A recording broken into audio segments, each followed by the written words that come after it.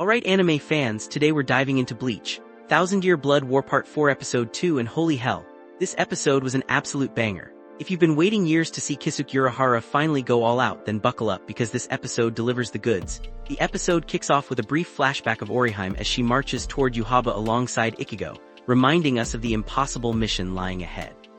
But that calm doesn't last long because we immediately cut back to the battlefield inside Gift Ball Deluxe, where the smug bastard Askin Levar descends from above. Below him lies a defeated Yhwach, while Urahara silently watches.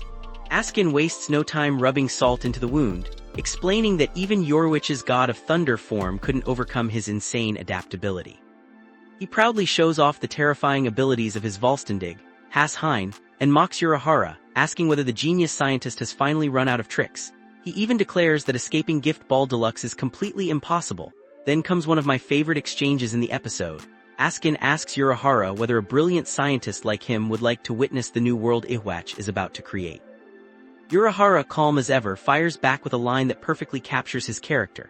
A scientist only wants to see his own work, not someone else's. God damn, that was cold, but Askin isn't finished. Using his gift ring, he blinds Urahara completely. At that moment it looks like the captain has finally reached the end of the road, and then, the moment every Bleach fan has been waiting years for finally arrives. Bankai.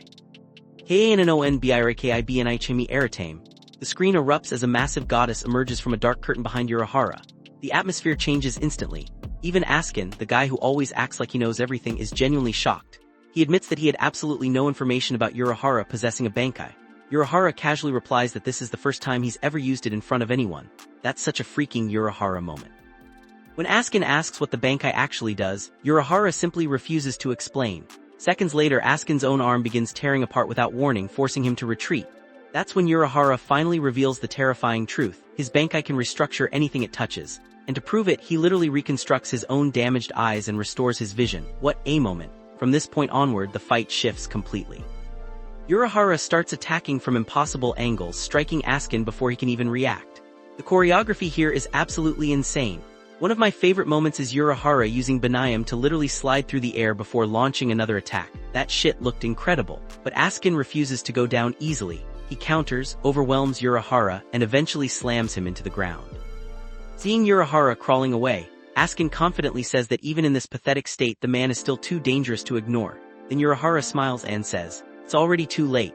Of nowhere, Grimmjow appears and punches straight through Askin's chest, ripping his freaking heart out. What an entrance! Askin realizes he has been completely outplayed.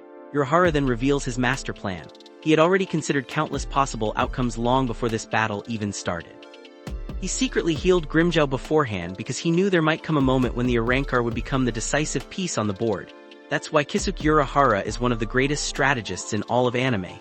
Even while dying, Askin gets one final laugh, revealing that Gift Ball Deluxe will continue intensifying even after his death, meaning everyone trapped inside is still doomed. As both Urahara and Grimmjow collapse from the poison, we cut outside the sphere where Nelly rushes toward the battlefield, hoping she can save them before it's too late. From there the episode shifts gears. Ichigo finally confronts Yhwach. The two exchange words before Ichigo charges straight at the Quincy King without hesitation. Now empowered by the Soul King's abilities, Yhwach proves even more terrifying than before, and the clash between these two monsters is absolutely gorgeous. Meanwhile, we also get Ishida battling Hashwalth. And this is where the anime throws fans something completely new. Hashwalth unveils an anime original enhanced almighty form, declaring that true despair begins now. That transformation looked absolutely sick and is one of the biggest additions the anime has made so far. Back on the main battlefield, Ichigo and Yhwach continue exchanging devastating blows while Orihime stands beside Ichigo, blocking attack after attack with Sant Kesshun, giving him every opportunity to keep pushing forward. Then comes another massive revelation. Yhwach claims that the true intention of Ichigo Hyasub and the Royal Guard was never simply to protect the Soul King. According to him, their real plan was to turn Ichigo himself into the next Soul King. It's a truth that completely shakes everything we've believed, but Ichigo's response is exactly what you'd expect. He doesn't give a damn whether it's destiny, manipulation, or sacrifice, none of it matters. He's here for one reason: to beat the living hell out of Yhwach. And with that incredible cliffhanger, episode 2 comes to an end. Final thoughts: overall, this episode was phenomenal. Urahara's long-awaited Bankai lived up to every bit of the hype. The strategy was classic Kisuke, Grimmjow's return was badass, the anime original additions with Hashwalth were exciting, and the final revelation about Ichigo completely changes how we look at the Soul King storyline.